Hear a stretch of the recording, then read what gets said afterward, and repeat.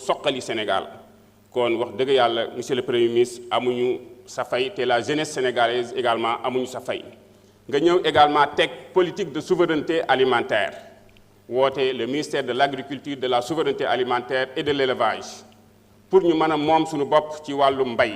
te loolu yàlla commencé na ko indi tey monsieur le premier ministre bu ñu waxee selon les chiffres rendus publics par le ministère de l'agriculture de la souveraineté alimentaire et de l'élevage pour cette campagne 2025 notre agriculture a enregistré des résultats historiques. La production nationale d'arachide dépasse 960 000 tonnes, tandis que la production rizicole a atteint 998 000 tonnes. Ces performances majeures sont la traduction concrète de vos efforts publics, de la stratégie de souveraineté alimentaire et de l'engagement de votre gouvernement en faveur des producteurs. Dans ce contexte de surproduction nationale fertile et prometteuse se pose avec acuité la question de la commercialisation, de l'écoulement et de valorisation de cette production pour garantir que ces résultats profitent réellement aux producteurs, à l'État et au peuple sénégalais. Monsieur le Premier ministre, je voudrais poser 3 questions. Premièrement, quelles mesures immédiates votre gouvernement met-il en œuvre pour assurer l'écoulement sécurisé et rémunérateur de ces 960 000 tonnes d'arachide et de ces près de 998 000 tonnes de riz? Parce que, tout simplement, on sait que la Sonacos a une capacité d'achat de 250 000 tonnes. Et hormis ce qui sera utilisé au niveau des semences, donc il reste presque plus de la moitié de la production agricole qui risque d'être invendue. Quelles sont les mesures que vous prenez pour permettre aux producteurs de vendre leur production? Parce que, comment si nous disons, il y a des producteurs qui commencent à bazarder cette production. Donc, quelles sont les mesures que vous allez prendre par rapport à ça? Pour la riziculture également, près de 50 000 tonnes de riz. Deuxième question, comment garantissez-vous que cette production nationale sera valorisée localement en privilégiant la transformation, la consommation intérieure ou l'exportation dans de bonnes conditions plutôt qu'une perte ou un affaiblissement du revenu agricole? C'est la deuxième question. Troisièmement, enfin, dans un contexte de pression économique, de contraintes budgétaires, comment conciliez-vous ces ambitions de souveraineté alimentaire avec la stabilité des prix sur le marché national et la protection du pouvoir d'achat des consommateurs? Monsieur le Premier ministre, je pense que dans notre souveraineté alimentaire, il y a une surproduction agricole. Il y a un problème de commercialisation. Il va falloir interroger la régularisation des marchés pour que l'importation nous puisse kon loolu jàpp naa ni yokkute la ci Sénégal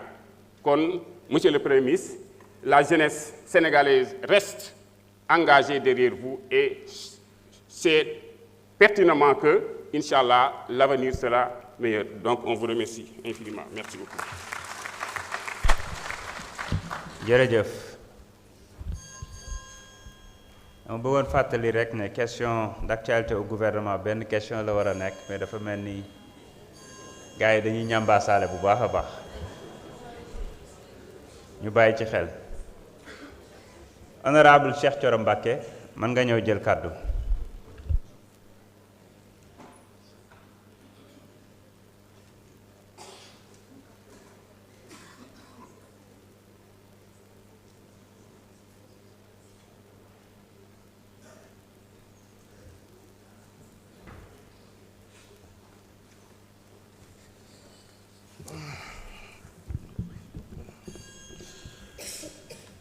Assalamualaikum warahmatullah.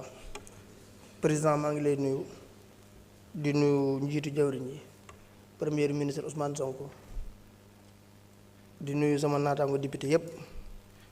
di tàmbalee samay nuyoo ci ñaanal Cheikh Mouhamadoul Mountakha suñu borom yàggal ko fi loolu tam ànd ak wér di ko ñaanal kilifa diine ci réew mi yépp di la féliciter di féliciter sa membre gouvernement bi yépp di wax ne nekkoon nañ ay député fii ci 14e législature man ak lenn ci sa naataango ministère yi waaye règlement intérieur assemblée nationale ni nga ko respecté benn njiitu jëwriñ mosu ko respecté noonu ndax article 104 bi moo ñu permettre nañu njiitu jëwriñ ji war naa ñëw chaque 2 mois def question d'actualité te nekk naa fi 2 ans mosuma gis njiitu jëwriñ ju fi ñëw def question d'actualité kon loolu ñu ngi la ci félicité. am na benn député bu taxaw fii nag ma koy tuddee yeex a baax ñëw na ci Touba te waxoon naa ko rek ne Touba moom problème inondation yàgg nañ koo dund mais mosuma gis benn député bu taxaw fii kaasal ko comme ni mu koy kaasalee ren. kon monsieur le premier ministre damay ñëw rek di la laaj lenn ci jafe-jafe yi nga xamante ni inondation bi jur na ko ren du ma ne Touba rek mais ci Sénégal yépp mën naa cee cité fu mel ne Dakar gi ma nekk muy Pikine Guédiawaye Rufisque Kër Massar ba ci Njaareem Touba Podor Matam rawat na nag ci Touba gi ma dëkk nga xamante ni ren inondation bi def na fa ay dégâts yu bëree bëri dégâts yi foo ko takk weesu na ko donte nag sa gouvernement góorgóorlu nañ lool rawatina ministre bi nga xam ne moom la denc ci wàllu inondation yi muy Cheikh Tidiane Dièye waaye jafe-jafe yi ma ngay woy di am jafe-jafe yooyu may laaj monsieur le premier ministre yàgg sa gouvernement yan saafara ngeen jël pour indi ko ba mu nekk lu définitif ba jafe-jafe yooyu waa Touba dootuñu gudd rawatina waa Sénégal loolu bëgg naa ci indi ngeen indi ñu ci ay leeral rawatina nag jafe-jafe yooyu jural nañu tey jii Touba mënu faa dugg jaar fa wenn yoon woo xamante ni baax na rawatina yoon wi nga xamante ni moom la xalifa général de Mouride di jaar buy dem ci jumaa ja wala muy génn dëkk ba yoon yëpp a yàqu kon loolu day lëkkale question boo xamante ni ministre infrastructure lañ koy posé waale bëgg naa ñu indi ci ay tontu kon monsieur le premier ministre ñi ngi lay jaajëfal bu baax a baax ci effort yi nga xamante nii nag def ngeen ko ndax xeebuñu ko ndax yàgg naa wax ne gouvernement yi fi jiitu bu ñu defoon asaka ci li ngeen def ci inondation Touba bi dinañ wax leneen lu dul inondation pas inondation Touba kon bëgg naa it audit boobu ngeen wax dangeen ko audit ci plan décennal bi muy 700 milliards yi loolu ngeen gaaw génn chiffres yi xam xaalis boobu fan la dugg ndax ñun waa Touba dañoo soxla 45 milliards yi yu ne def nañ ko ci assainissement Touba ñu xam xaalis boobu fan lañ ko dugal ndax bi ñuy nekk opposant wax naa ko nee naa li ñu def ci Touba ci milliards bu ñu ko jëndee woon ay serviette teg ko ci dëkk ba ndox dootu fa taawati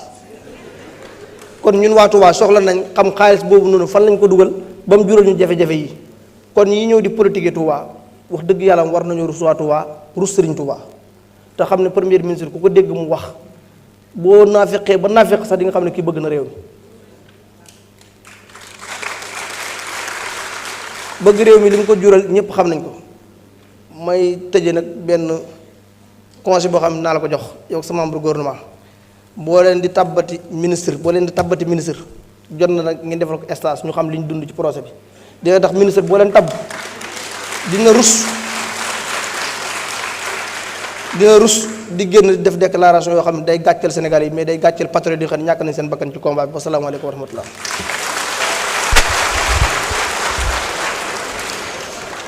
jërëjëf honorable Cheikh Thioro Mbacké ñu ngi woo njiitu jawriñ yi Ousmane Sonko mu jël kàddu indi ay tontu ak i leeral ci laaj yi fi jib bismillah. Merci Président.